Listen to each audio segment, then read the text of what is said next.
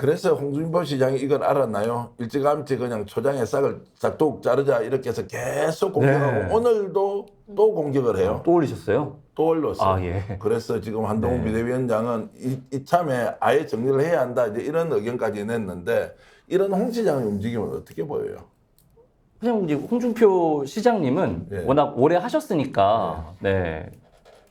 자기 생각이 있으시겠죠. 네. 그러니까 우리 모두 다 알고 있지 않습니까? 예. 우리 모든 사람들이 자신의 생각을 다 얘기하고 살아가지 않아요. 예. 네, 정제를 하고 좀 순화를 하고 아껴놓고 필요한 말씀을 좀 많이 말을 좀 하면서 살아가는데 저도 그렇고 우리 모두 다 뭐 예. 일각에서는 예. 뭐 잠재적 대권 주자니까 경쟁자를 미리 제거하는 측면에서 하는 얘기다라는 말도 있고요. 사실은 본인이 야당 대표할 때 워낙 그 당시에 이제 문재인 정부 시절에 한동훈 비대위원장이 칼을 휘두르면서 검찰로서 엄청나게 그 야당을 공격했었다. 이것 때문에 자기는 정말 한이 맺혔다. 도대체 이 사람들은 내가 도저히 용서할 수 없다. 다만 그동안에 가만히 있었던 것은 총선이라는 중대한 일이 있었기 때문이다. 이제 이렇게 지금 얘기를 하는 것도 있고 좀 아마도 복합적으로 이제 자꾸 그래서 제가 볼 때는 홍준표 시장님께서는 아직도 본인이 당대표라고 생각하시는 것 같아요. 네. 그러니까 본인이 사실 이제 법조 후배기도 하고 왜 비대위원장 맡아가지고 이거밖에 못했냐 그 좋은 분위기에서. 근데 사실 지금까지 이준석 그 의원한테도 훈수 두시고 여러 가지로 이제 대구에서 훈수 많이 두셨어요. 근데 그 연장선인 것 같습니다. 저는 이렇게 봅니다. 약간 다른 각도인데 홍 시장이 저렇게 하는 것은 이익도 손해도 아니지만 본인한테는 무조건 이익이라고 생각할게요. 제가 윤석열 대통령이 오늘 발언하는 거 보고 정말 실망을 많이 해서 충격도 먹기도 했고요. 와, 이런 나라에서 3년 더 살아야 돼. 왜냐하면 본인이 대통령이고 본인이 총선에서 평가받았잖아요. 평가받는 사람의 태도로서는 도무지 상상이 안 되는데 머릿속에 이런 게 있을 거예요. 앞으로 3년 동안 괜찮잖아요. 그리고 다음 지방선거까지 2년 남았잖아요. 막 말 쏟아내는 사람들끼리 국민 생각 안 해요. 오로지 자기 자신만 생각하고 막 쏟아내는 거예요. 홍준표 시장의 저 발언은 한동훈 비대위원장에 대한 비판이나 평가나 뭐 이런 걸 다 떠나가지고 앞으로 손해볼 일 없으니까 막 지르는 거예요. 질러놓고 어떻게든 모르겠는데 내 말 듣고 언론 써주니까 뭡니까? 죽는 약 아니면 다 그냥 언론에서 보도되는 게 무조건 좋다고 생각이 존재감. 그러니까요. 그런 것들을 알고 그냥 막 쏟아내는 거예요. 도움이 되냐? 전혀 도움이 안 되죠. 본인에게는 도움이 좀 될지 모르지만 국민의힘에 도움이 됩니까? 국민의힘을 체제 정비하는데 지금 홍준표 시장의 저런 발언이 도움이 되나요? 윤석열 대통령이 국정 운영하는데 도움이 되나요? 아무것도 안 되는데 조용히 있지도 못할 망정 왜 저렇게 떠드느냐. 결국에는 이러나 저러나 국민한테 평가받을 일 없으니까 막 쏟아내자. 이런 심리가 많이 작동했다고 저는 봅니다. 저분이 대구시장 다음에 그만두고 대통령 선거 나옵니까? 어떨 것 같아요? 못 나오죠 이제는. 대구에 있는 유력한 정치인 한 분은요. 홍 시장의 목표는요. 대권이 아니고요. 대구시장 한 번 더 하는 것이라고 이야기하는 분도 있어요. 그분은 실제로 실명으로 자기 이야기를 해도 된대요. 대구시장을 한 번 더 하기 위해서 존재감을 드러내는 것이다.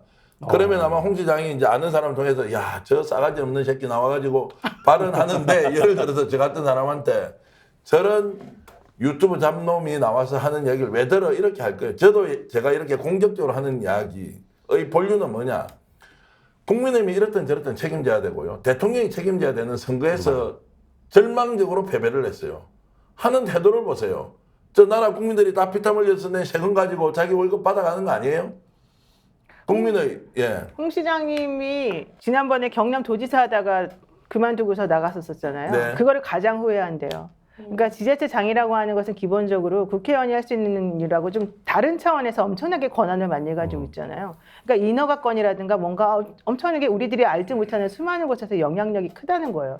근데 내가 왜 그걸 그만두고 그렇게 그 길을 나갔었을까? 이걸 되게 후회를 하고 있기 때문에 이번 같은 경우에도 본인이 시장직은 계속해서 유지하고 싶어 한다는 얘기가 지금 첫 번째 있어요.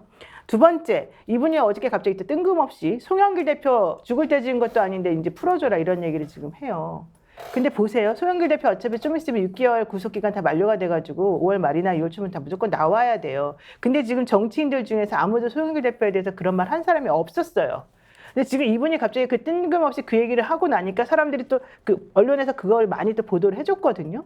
그러니까 기본적으로 말씀하신 것처럼 자기 자신을 가장 잘 드러내고 언론에서 가장 잘 주목해서 써줄 수 있는 타이밍과 주제를 적절하게 찾아내는 능력이 정말 뛰어난 거고, 그 모든 것들은 아마 지금 말씀하신 것 같이 내가 나중에 한 번 더 영향력 행사해서 2년 있다가 지방선거 준비하겠다, 요거랑 연결이 되는 것 같아요. 근데 아마 이제 제가 대구 출신이지 않습니까? 그래서 이제 지인들 얘기를 많이 듣고 있는데, 홍 시장님께서 물론 지금 잘하시는 것도 있어요. 근데 다시 한번 더 하시려면 정말 잘하셔야 되는데, 문제가 뭐냐면 이분이 지금 개혁하는 모습을 시민들에게 급하게 보여드리려고 한대요. 뭐냐면 예산 축소하고요. 그리고 부서 축소하고요. 그러니까 공무원 자체를 줄이는 겁니다. 그리고 공공병원 축소하고요. 그러니까 경남지사 하실 때 했던 거하고 비슷하게 지금 굉장히 급하게 여러 가지를 줄이고 있어요. 그럼 결국에는 부작용이 있단 말입니다. 대구 시민들께서 지금은 뭔가 좀 확확 바꾸는 것 같아, 뭐 캐치프레이즈도 바꾸고 이렇게 하지만, 이 부작용 시민들께서 느끼실 때쯤 되면 그럼 그게 과연 재선이 가능하겠는가? 이 부분도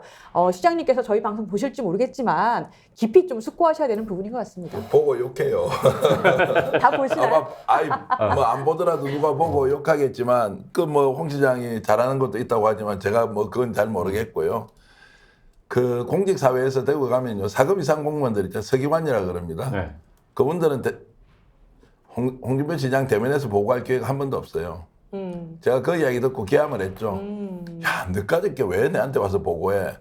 그 국장급 이상 정도 와서 해야 되고, 엘리베이터에 와서 인사하잖아요, 누가요? 그러면 그 인사한 사람한테 저 사람 왜 내한테 인사하는 식으로 이렇게 리액션을 한다는 거예요. 그래서 홍 시장이 무섭기도 하지만 한편으로 홍 시장한테 무시당하는 사람들이 한두 명이 아니고요. 구청에 있는 구청장들한테 다 물어보세요. 대구는 구청장들이요, 홍 시장이 하고 있는 시 예산 가지고 해야 될 일, 구청에서 해야 될 일, 시에 가서 업무 협의가 매우 어렵다고 해요. 관심이 없으니까요. 근데 왜 그러시는 거예요? 예? 그러면? 왜 그러시는 자기 거예요? 관심 없는 거 왜 가져와서 너희 하는 거야? 너희들 하든 말든 관계없지. 시행정이라는 게, 행정이라는 게요, 근본적으로 자기 질서에 의해서 돌아가는 게 있단 말이에요.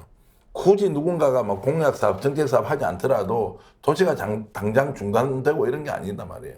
자기 스타일대로 고집해버리니까 민주성이 확보됩니까? 유연성이 확보됩니까? 오로지 독고다이로 가는데 아무도 거기에 대해서 반론을 제기를 못하죠. 왜냐하면 광고비를 가지고요, 홍 시장 비판하잖아요. 언론사 광고비를 다 죽여버려요. 그래서 신문이고 방송이고 대구 가면요, 제대로 어떻게 맞설 사람도 없어요.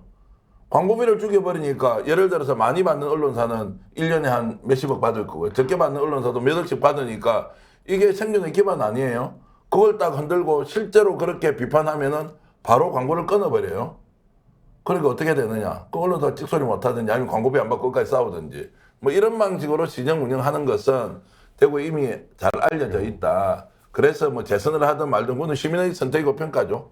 그러나 이제 그런 상황들이 중앙정치 무대에서도 이렇게 저렇게 감나라 변화로 하는 것이 정말로 국민을 위해서 하는 것이냐? 저는 그것이 아니라고 생각합니다. 죄송합니다, 홍 근데 시장님. 대구 스픽스 괜찮아요? 이렇게 말씀하셔도. 대구 너무 스픽스는 뭐 걱정되네. 광고도 협찬도 아예 안 받으니까요. 그렇게 해서 그냥 하니까 홍 시장 하는 대로. 그래서 근데 벌써 수해골프, 대구 스픽스 한번 홍 시장님하고 붙은 적이 있잖아요. 예, 수해골프 예. 우리가 특정 보도해가지고 예, 그 예. 당시에 언론사가 그거 썼다고 해서 욕했다가요. 그때 이미 탄압 받았습니다. 탄압은 받지 않고요. 우리는 탄압에 굴하지도 않고 이제 맞서 싸우지도 않습니다. 있는 그대로 이야기하죠. 윤석열 대통령에 대해서 설명하고 하는 것이 정말로 원수지간이어서 그분을 어떻게 해야 된다는 마음 0.001%도 없고요. 더 좋은 정책은 박수 쳐야 되죠. 보수고 진보고 어디 있습니까? 그런 관점으로 하긴 하는데, 스픽스는 말하는 언론입니다. 대세는 유튜브, 그중에서 스픽스.